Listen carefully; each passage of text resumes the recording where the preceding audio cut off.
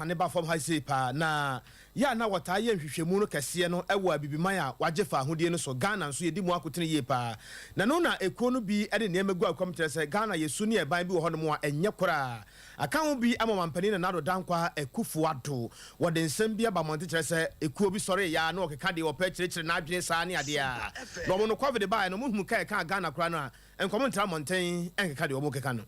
I can comfortably and convincingly say this. As the AU champion for African financial institutions and leader of a country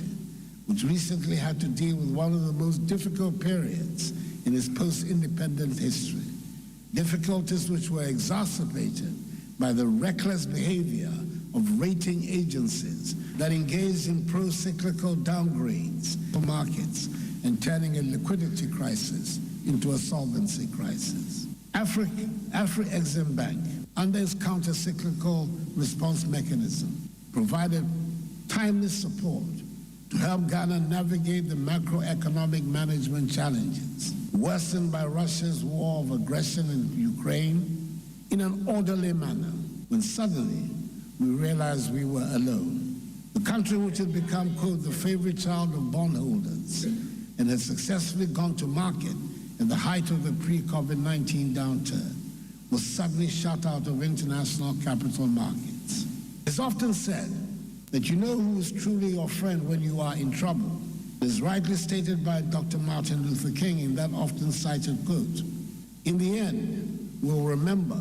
not the words of our enemies, but the silence of our friends, unquote. When you're dealing with powerful international financial institutions, it is important to have your own powerful financial institution. And it is so important and significant that I'm here today, just a few months after that liquidity crisis, hosting the 30th anniversary celebration of Exim.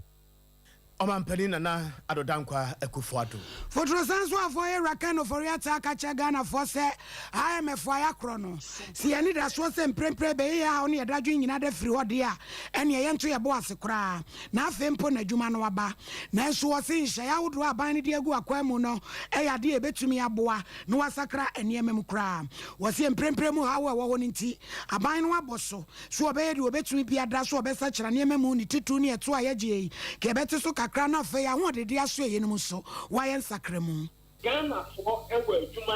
ewu ansa na ye hu se tuntum transo to ya bra se wutie ne kasa ma was say or kasa structure adjustment or structure reform ye kasa reform na enye eniema ye no physical ko apa titi judgment a ye dia niema kasa and the Ghana Libya would take another what Adema Yakoku Amazone about the one year reforms there. Reforms to be the entire simply locally produced and Yama Dania for my Ghana. Just as you're investigating two and Yama, Opia man of Swadia for Fenimel from another. Just as you're with your mining, very dear to my name. You're talking yourself, a reform. A physical discipline. A fire about the first of essay, Emma, a fine ticket, a year, a footway, and papa, European minor, and the 3 years later, and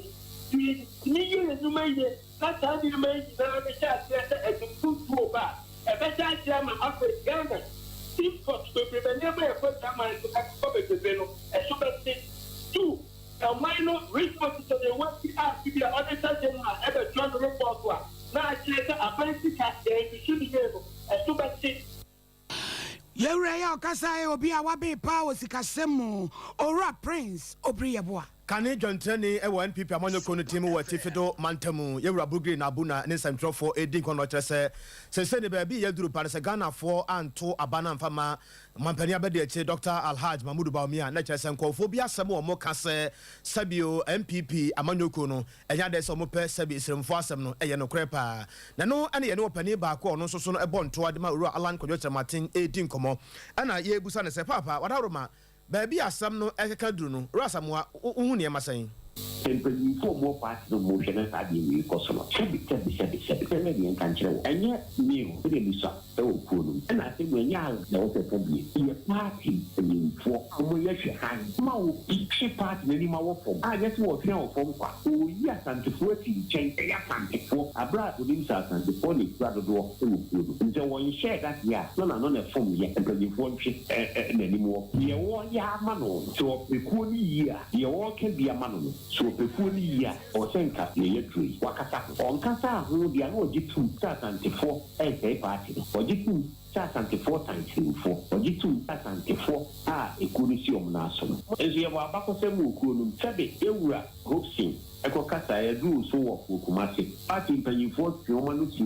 the gidi. Emma owura chemati sabre do kra no. Na said owura chemati won see so e campaign for onto the numtu. But can the hopes here no afoma no on faso. Nti achopa. Ene yetikuo yi mu ama mampanya be de akiri aka kamafo. Take so the free any the yesu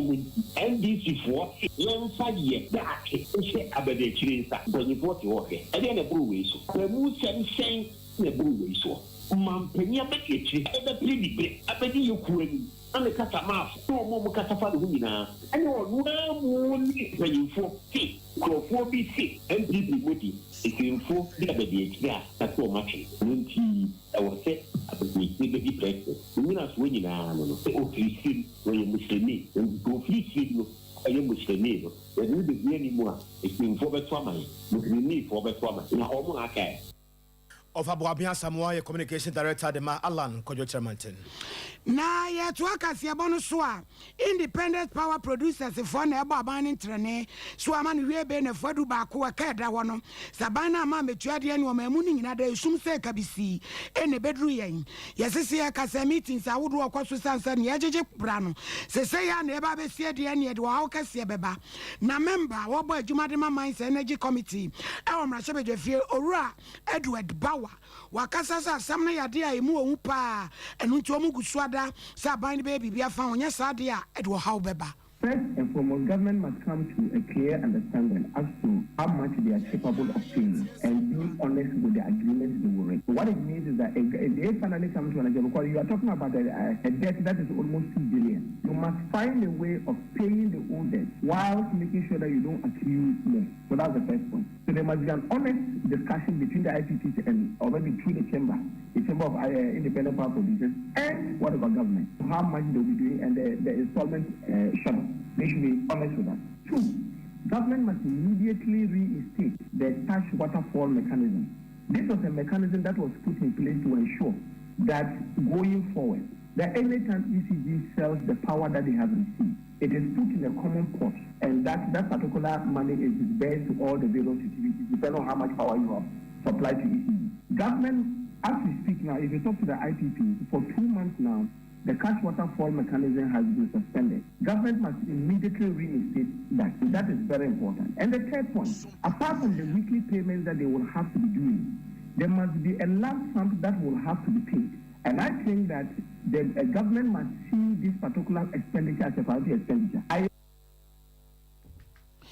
Wey eye nu abema wo wura bawa ya wono so wodi titiman e wo ahondede asoe no emu so agyamu wo ahondede asoe ho IES na afeso kope kaka bom ya mo kyerese aban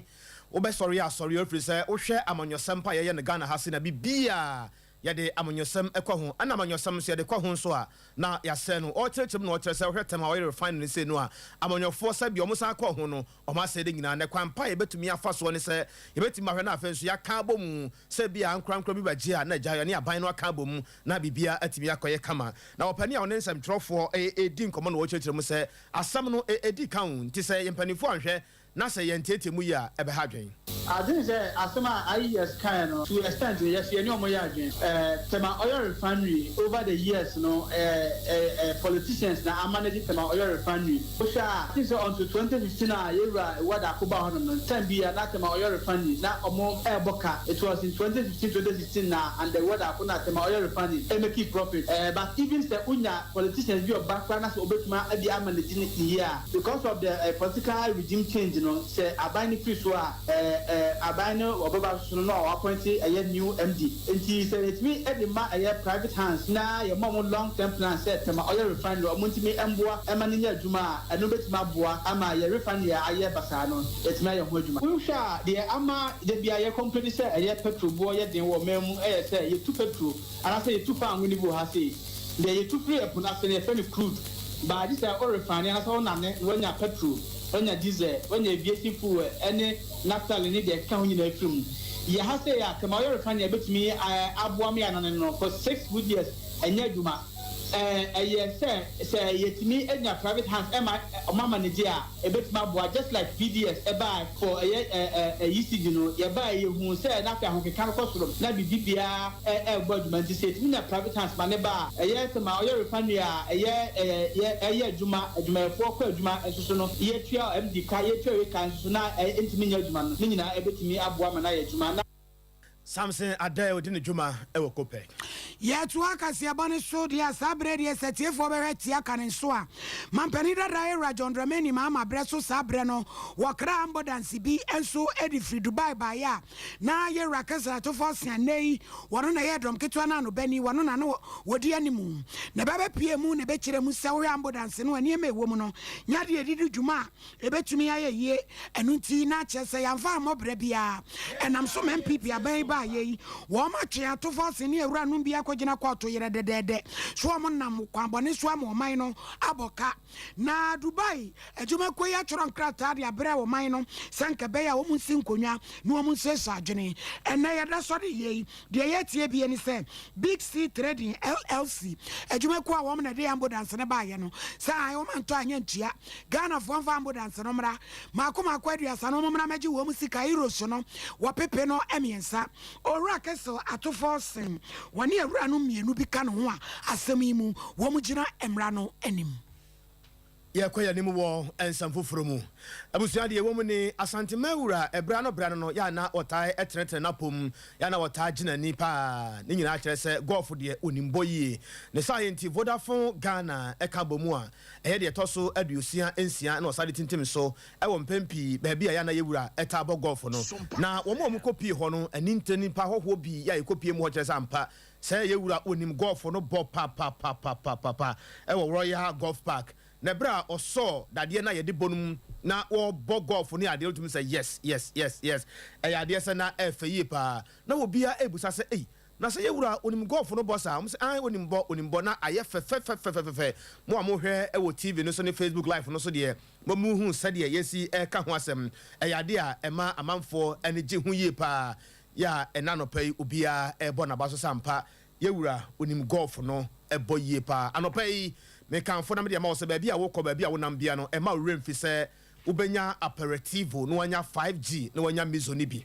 aperitivo 5G ana mizo abusua de wo mu ni wa to atea na da so no eye kama pa na bia wa ho oden aye mre e wo fom mo a mo ye galamse mo a kwadwuma na mo ye adwumaden taxi driver truck driver say ade no wonya bia eno ana no pa wonya bobi say ya ahoden kro betima ye adwuma da mu ni nyina ebiemu nso se bia wakọ hospital ne akache so ahoden e wo fom ne ade a wonya aperitif bolivia wona wokro no ba ko eka ho eye 5G ni say eno so eye kan ne ma no abia woto atea kokko bi musa eno na da ho no abusua wonya bia ebesiesie wa ye adwuma ne nyina kama e de ma menua ba ma wonya bia wona wokro no ba bia wo bia mesraw sa wonya adwuma bomaden se obagi bia ma wo ba no waton na de bia se be ma no nkwa ne koba asem wa enye ntokwa no bo se na mo kontim sraw jibema no na wonton mo ton so ne drinks ahodo nyina no monje 5G ni bi ba ko eka ho nso eye mizo